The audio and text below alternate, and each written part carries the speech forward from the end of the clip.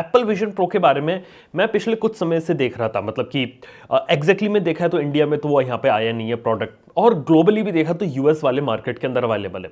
लेकिन प्रोडक्ट एक ऐसी चीज है जो मेरे को यहाँ पे बहुत ज्यादा एक्साइट कर रही थी। मतलब एक बात बताऊं आप लोगों को, आज के समय में क्या होता है कि हर कोई टेक की दुनिया में हम लोग अक्सर टैप मोबाइल फोन्स की ज्यादा बात करते हैं, जो कि काफी एक ऐसी चीज है जिससे मोबाइल फोन के थ्रू हम ज्यादा कनेक्ट हुए थे।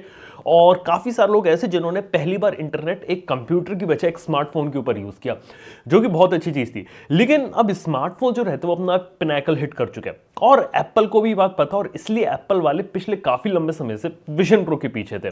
और विजन प्रो देखा तो एप्पल के लिए इतना ज्यादा एम्बिशियस प्रोजेक्ट है कि एक तरह से पूरी की पूरी नई प्रोडक्ट कैटेगरी को डिफाइन कर रहा है। अगर मतलब मैं खुद टिम कुक के बारे में बताऊं, मतलब जो एप्पल विजन प्रो के बारे में उन्होंने यहां पर बताया, उसके बारे में उन्होंने ये बोला था कि ये फ्यूचर की टेक्नोलॉजी, यानी कि हम टुमारोज टेक्नोलॉजी आज के समय में प्रोवाइड कर रहे हैं, यानी कि एक ऐसा सिस्टम बनाने की कोशिश कर रहे हैं। अब देखो यार, एप्पल विजन प्रो के बारे में जो हेडसेट वगैरह रहता है उसके बारे में दो चार बातें तो यहाँ पे कॉमन रहती है।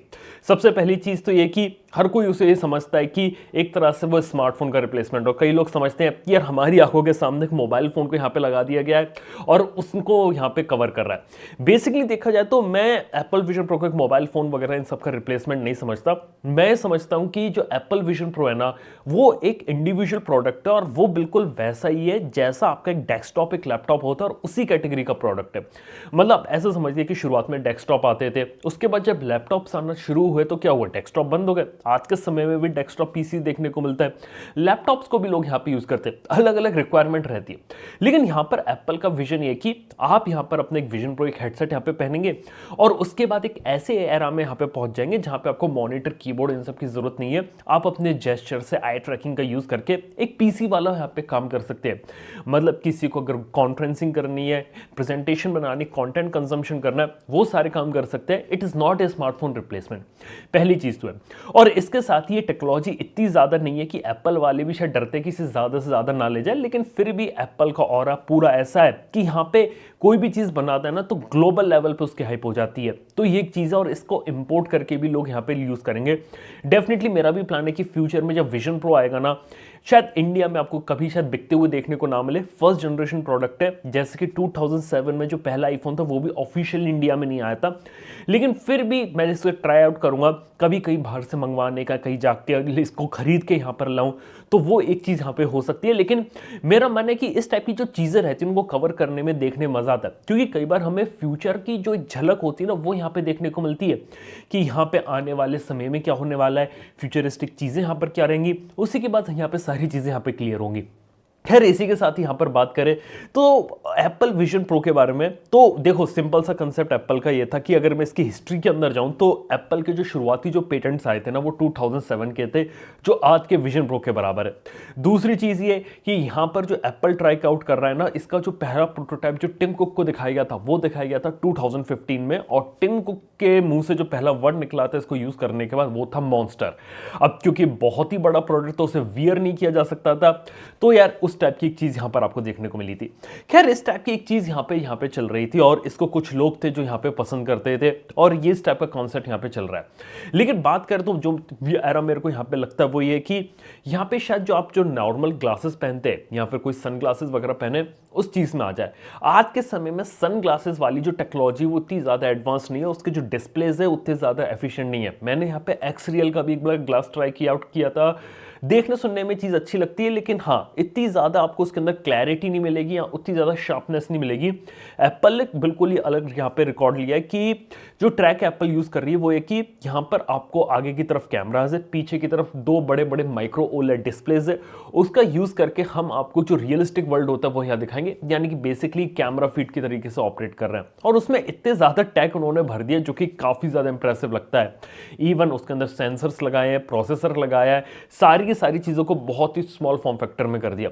इसका एक टीयर डाउन आई फिक्सेट ने किया था, इवन जेरी रिग ने जो उसका टेस्ट किया था ना वो भी काफी इंप्रेसिव था। खैर ये सारी चीजें यहाँ पे चल रही है और देखने वाली बात हुई क्या रहता है। लेकिन अब मेन क्वेश्चन पे है कि इंडिया में क्यों नहीं आ रहा। देखो फर्स्ट जनरेशन प्रोडक्ट है, कीमत बहुत ज्यादा महंगी है, और अभी भी एप्पल ट्राई आउट कर रहा है इस चीज को धीरे धीरे मेन स्ट्रीम बनाने का। ऑलरेडी वीआर हेडसेट एग्जिस्ट करते थे लेकिन कभी भी वो इतने पॉपुलर नहीं आ पाए। और एक बहुत बड़ा हर्डल एप्पल के आगे है कि एक ग्लास स्लैब वाला जो फ़ोन होता है, जो नॉर्मल स्मार्टफोन हम यूज़ करते हैं, वो चीज़ को अडॉप्शन कर पाना बहुत ज़्यादा ईजी था, क्योंकि एक ज़माने में लोग बटन वाले फीचर फ़ोन यूज़ करते थे, वहाँ से स्मार्टफोन के ऊपर जंप करना, उसे पॉपुलराइज करना, ये एक बड़ी चीज़ थी। लेकिन आज के समय में बात करें, जो स्मार्टफोन के बाद अगर हम जाते हैं किसी चीज़ पे, ग्लास या वेरेबल वाली चीज़ पे, तो वो अभी भी इतनी ज़्यादा कॉमन नहीं है, इसकी अभी कुछ ज़्यादा ही यहाँ पर हाइप है। लेकिन देखना हो कि आने वाले फ्यूचर में लोग इसको किस तेज़ी से अडॉप्ट करते हैं, क्योंकि आज के समय में जो हम नॉर्मल कंज्यूमर देखते हैं ना, वो इस हिसाब से रेडी नहीं है कि इसको हर जगह यहाँ पे ले जाए और एक डिवाइस अपने चेहरे के ऊपर पहने। खैर, ये एक टाइप का जो फ्यूचर जो एप्पल ने यहाँ पे प्रेजेंट किया, लेकिन इसके अलावा दूसरे टाइप का जो फ्यूचर है, जो हमें एआई वाला फ्यूचर मिलता है, वो और एक्साइटिंग है।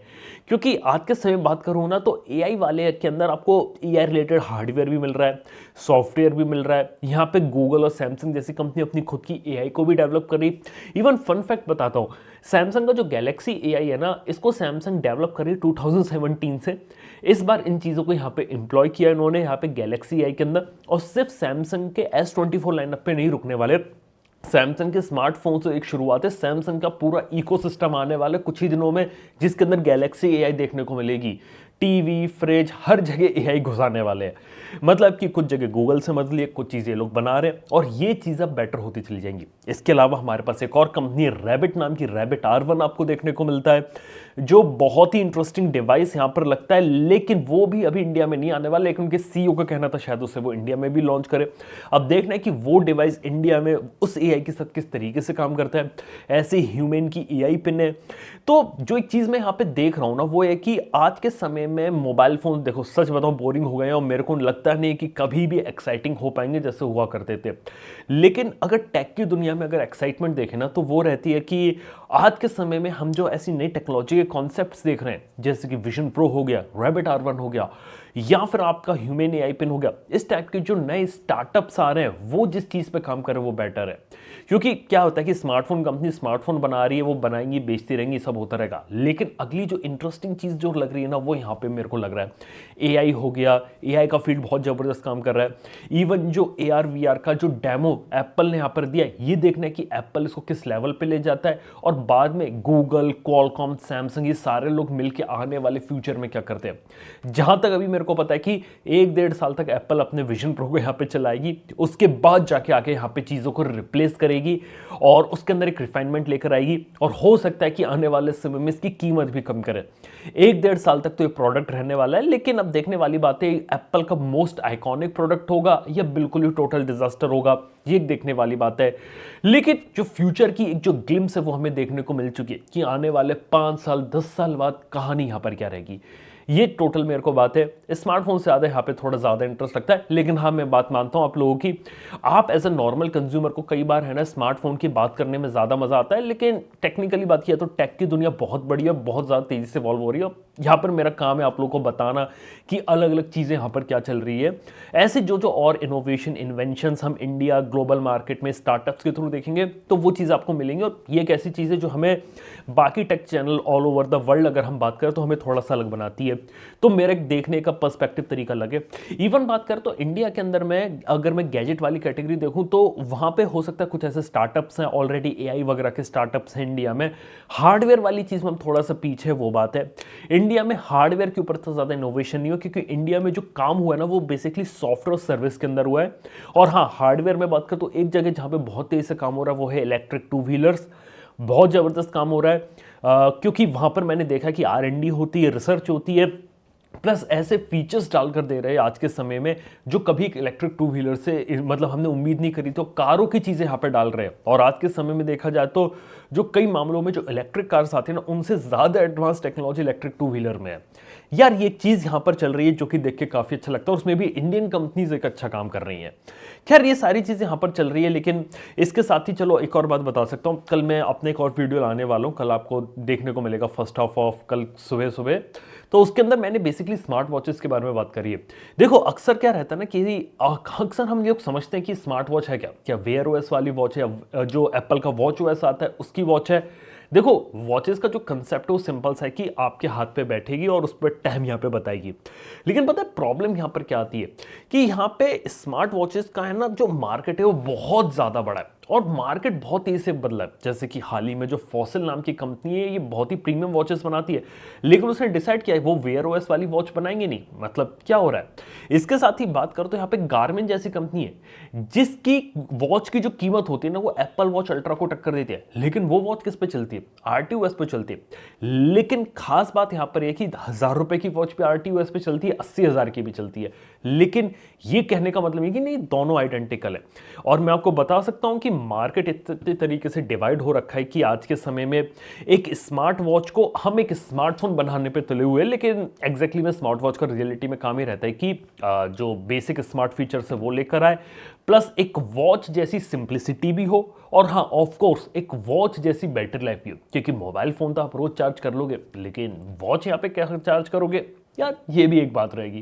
खैर ये भी एक चीज़ है जो यहाँ पे बहुत तेजी से यहाँ पे डेवलप हो रही है, तो इसके बारे में कल बात करेंगे। काफ़ी इंटरेस्टिंग होने वाला है। मेरे को नहीं लगता शायद इस तरीके से इस टॉपिक को किसी ने टच किया होगा, तो वो हम यहाँ पे बताने की कोशिश करेंगे। क्योंकि आरटीओएस भी देखा जाए तो आपको अमेज़फिट की वॉचेस में बहुत ज़बरदस्त मिलता है, गारमिन वालों की एक्यूरेसी बहुत है, वेयर ओएस को हम बोलते हैं कि उसके अंदर ऐप्स वगैरह यूज़ कर सकते हो। लेकिन मैं बताऊँ एक बात कि आखिर आपको एक स्मार्ट वॉच पे इतनी सारी ऐप्स यूज़ करनी क्यों। कुछ चीज़ें अच्छी लगती है, उसका भी यूज़ कैसे लोग उसे भी यहाँ पे यूज़ करेंगे ऑब्वियसली। लेकिन जब तक उसके अंदर सिंप्लिसिटी रहेगी, हेल्थ ट्रैकिंग अच्छे से हो पाएगी, लंबा बैटरी बैकअप मिलेगा, काफ़ी सारे लोग उसमें खुश हैं। और काफ़ी सारे लोग ऐसे जानता हूँ यार, उनको स्मार्ट वॉच लेनी नहीं है, जो प्रीमियम वॉचेस होती है उसको लेना पसंद करते हैं, क्योंकि उनकी लॉन्ग लास्टिंग लाइफ देखने को मिलती है। जैसे कैसियो वगैरह की जो वॉचेस होती है वो भी काफ़ी सारे लोगों को पसंद आती है।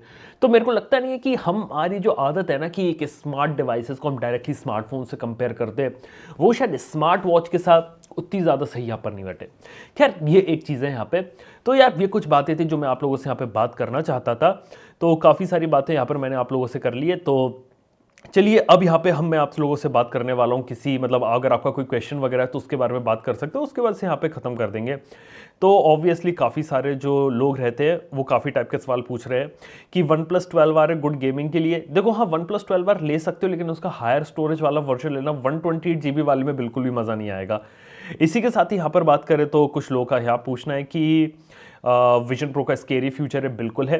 लावा के स्मार्टफोन के बारे में बताऊं, देखो लावा कंपनी स्मार्टफोन बनाती रहेगी, बहुत सारी चीज़ें लाती रहेगी, तो उसके बारे में चिंता करने की ज़रूरत नहीं है। इनकी जो पार्टनरशिप्स हो रखी हैं, काफ़ी सारी चीज़ें हो रखी हैं, तो इस साल आपको देखने को मिलते रहेंगे, लेकिन मोस्टली बजट में।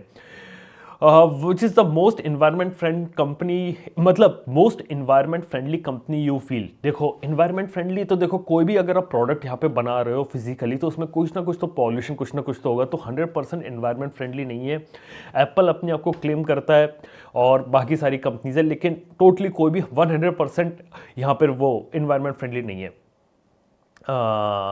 Not interested in smart watches, proper rugged watches are better. Yes, काफ़ी सारे लोगों को प्रॉपर रगेड वॉचेस जो रहती है कैसियो वगैरह की बहुत ज़्यादा पसंद रहती है। कुछ लोग ए सीरीज़, एफ सीरीज़ और एम सीरीज़ में पूछ रहे हैं। देखो मेरी नज़र में एफ सीरीज़ एम सीरीज़ बराबर है। ए सीरीज़ अच्छी मेरे को लगती है क्योंकि ए सीरीज़ के अंदर सॉफ्टवेयर वाले फीचर्स और कई बार कुछ स्पेसिफिक चीज़ अच्छी दे देते हैं। जैसे कि ए सीरीज़ में आपको एक कैमरा अच्छा मिल जाएगा compare to M series and F series.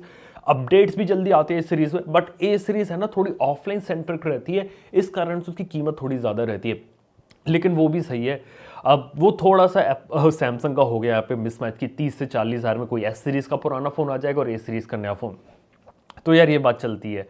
इसके साथ ही कुछ लोग पूछ रहे हैं कि भाई ओला अनाउंसमेंट के बारे में क्या लगता है, हम उस कंपनी के ऊपर भरोसा कर सकते हैं? देखो कर सकते हो, क्योंकि उस कंपनी के प्लान्स बहुत ज़्यादा बड़े हैं। हमें स्टार्टिंग में देखने में बहुत छोटे लगते हैं, लेकिन मैं जहाँ तक मिला हूँ, जो मैंने चीज़ें देखी है ना रियल वर्ल्ड में जाके, वो देखिए कि वो कंपनी रुकने वाली नहीं है। 8 से 10 साल में उस कंपनी का प्लान है कि होंडा जैसी कंपनी की एक्टिवा और जो हीरो की स्प्लेंडर आती है ना, उससे यहाँ पर टक्कर देना। और वो सेल बनाने में घुसे हुए, तो वो सेल बना रहे हैं ना, इसी वजह से उन्हें बहुत बड़ा कंपेटिटिव एडवांटेज मिला हुआ है यहाँ पे। AI is dangerous. देखो मैं डेंजरस नहीं बोलूंगा, लेकिन मैं बोलूंगा कि आर्टिफिशियल इंटेलिजेंस हमारी हेल्प करने के लिए बनाया गया। जैसे कि आप इसे समझ सकते हैं कि कोई भी अगर टूल बनाया जाता है ना, उसका अगर आप रियल वर्ल्ड में यूज कैसे कर रहे हैं, ये ज्यादा मायने रखता है। अगर आप उससे डेंजरस तरीके से यूज करेंगे तो वो एक प्रॉब्लम रहेगी। अगर आप उसका यूज यहाँ पर एक उस मतलब वैसे पर्टिकुलर फॉर्मेट में करेंगे कि आपकी मदद करे डे टू डे टास्क में, तो वो एक चीज यहाँ पर रहेगी। इसके साथ ही Vision Pro good for gaming. देखो यार विजन प्रो में गेम्स हैं ही नहीं, ये बात है। विजन प्रो के अंदर बताओ ऐप्स का सपोर्ट बिल्कुल ही निल है। जो ऐप्स, ज़्यादातर ऐप्स जो उसके अंदर सपोर्ट करती है वो आईपैड की ऐप्स यहाँ पर लेकर आया, और जो नेटिव विजन प्रो की ऐप्स है वो तो काफ़ी सारी है नहीं। यूट्यूब ने बोला कि आज वो अपनी ऐप निकालने वाले, नेटफ्लिक्स स्पॉटिफाई ने मना कर दिया है यहाँ पे। इसके साथ ही क्या वी 2025 तक रहेगा? मेरे को लगता है रहेगा। इसके साथ ही आईफोन 15 और 15 प्लस, अगर आपका हाथ थोड़ा छोटा है तो 15 लीजिए, हाथ अगर आपका साइज बड़ा है, बड़े फोन पसंद है तो 15 प्लस लीजिए। तो ओवरऑल पूछ रहे कि ब्लेस स्लीपिंग ट्रैकर डिवाइस, तो यार आपको जो स्मार्टफोन की जो मतलब जो आप जो स्मार्ट वॉचेस यूज़ करते हो ना, उसके अंदर कोई अच्छी वॉच लो जिसके अंदर आपको देखने को मिले। 1000-1500 वाली वॉच में तो मैं मानता नहीं हूँ कि आपको सारी क्वालिटी मिलेगी, लेकिन हाँ 2-3 हज़ार से भी वॉचेज आ जाती जो ठीक ठाक यहाँ पर दे देती है, और 3-4 हज़ार तक रेट चलता है। लेकिन सरप्राइजिंग बात यह है कि स्मार्टफोन जैसे स्मार्ट वॉच का मार्केट भी बहुत ज़्यादा सैचुरेटेड पड़ा हुआ, मतलब अनसैचुरेटेड पड़ा हुआ है यहाँ पर। इसीलिए काफ़ी सारी कंपनीज यहाँ पे अपने सस्ते प्रोडक्ट निकाल के मार्केट में टिकी हुई है, और मेरे को देख के लगता नहीं कि जल्दी चीज़ यहाँ पे खत्म होने वाली है। तो दोस्तों यार एक थी कुछ चीज़ें यहाँ पे, और हाँ ठीक है, how to use AI your video. देखो एआई का यूज़ यहाँ पर भी हो रहा है। जो बैकग्राउंड ब्लर देख रहे हो ना, आर्टिफिशियल इंटेलिजेंस से क्रिएट करके किया गया है। रियल टाइम में नॉइस रिडक्शन हो रहा है। बाहर से अभी बुलेट गाड़ी भी निकल जाए ना तो भी आपको आवाज़ नहीं सुनाई देगी। ऊपर से अगर आप देखेंगे तो मेरा जो आई कांटेक्ट है ना, ये अगर मैं थोड़ा हिलाऊं भी तो भी काफ़ी हद तक कि कैमरे के ऊपर ही रहेगा। इसके अंदर भी एआई यूज़ है। तो एआई का यूज़ बहुत तरीक़ों से हो रहा है, हम भी उसे सीख रहा हूँ। मतलब पर्सनली मैंने भी काफ़ी ज़्यादा एआई को पढ़ा है, सीखा है, उसको यूज़ कर रहा हूँ ताकि अपने वर्क फ्लो को और ज़्यादा एफिशिएंट बनाया जा सके। सिंपल सी बात है। तो यार यही चीज़ है यहाँ पे इस वीडियो के अंदर। तो ख़त्म करते हैं यहाँ पे। आप लोगों से मिलकर अच्छा लगा, आप लोगों से बातें करके अच्छा लगा। बाकी अगर आपको कोई फीडबैक वगैरह है तो नीचे कमेंट बताना। और वीडियो में लाइव स्ट्रीम में अगर ऑडियो वीडियो के अंदर थोड़ी बहुत अगर कोई प्रॉब्लम हुई तो एडवांस में सॉरी, क्योंकि लाइव स्ट्रीमिंग है। लाइव स्ट्रीम में हम सारी चीज़ें कंट्रोल नहीं कर सकते हमारे एंड से। तो चलो यार, थैंक यू देखने के लिए, बाय। मैं आपसे मिलता हूँ कल। मेरा एक वीडियो आने वाला है,